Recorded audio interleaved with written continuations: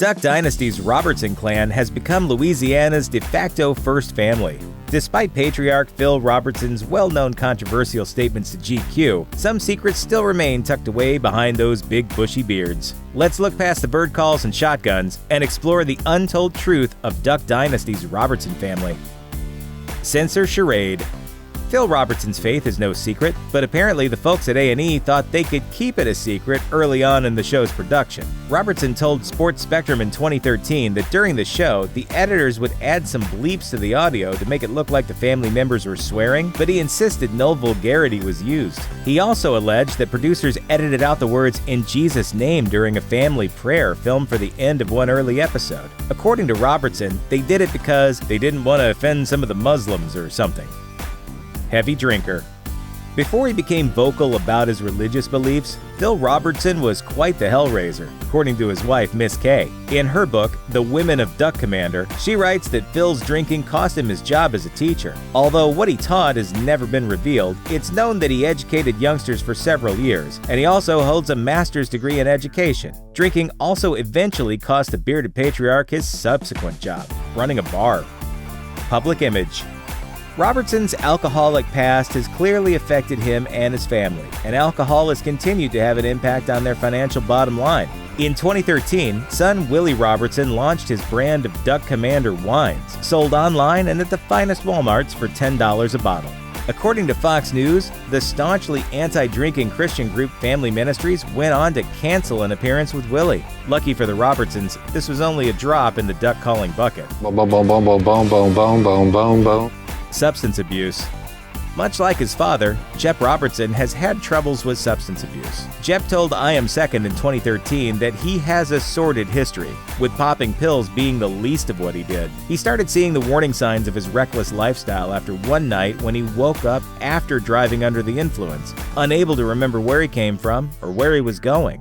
To this day, I don't know what I did that night, and I hope I didn't run over somebody. I don't know. That wasn't enough to get him to quit, but shortly thereafter, his family staged an intervention. Since then, he stayed on the straight and narrow. Doubting Jase.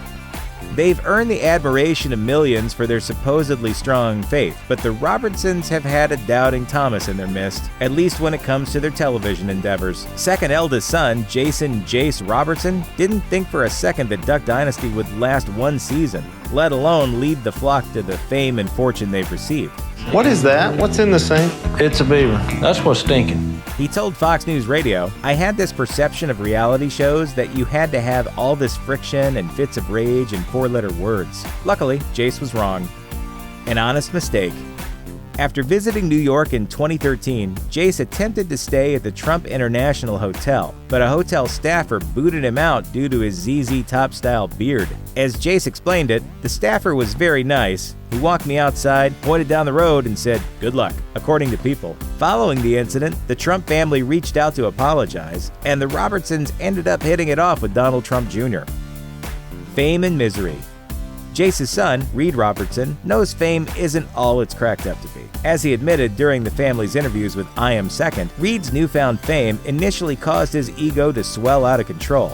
This resulted in him pushing his friends away from him, both intentionally and unintentionally. Reed's isolation culminated in some potentially suicidal thoughts. He credited his faith with getting him back on track, and a stern talking to from his dad. But he told me, he said, that's the most selfish thing that you can do, is leave this world because you can't take it.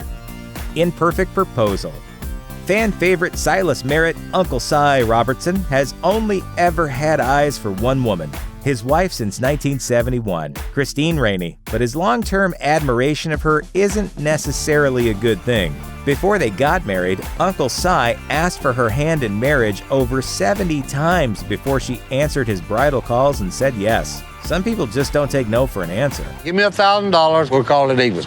What is this, extortion? There, you got a bad attitude. Thanks for watching. Click the looper icon to subscribe to our YouTube channel. Plus check out all this cool stuff we know you'll love too.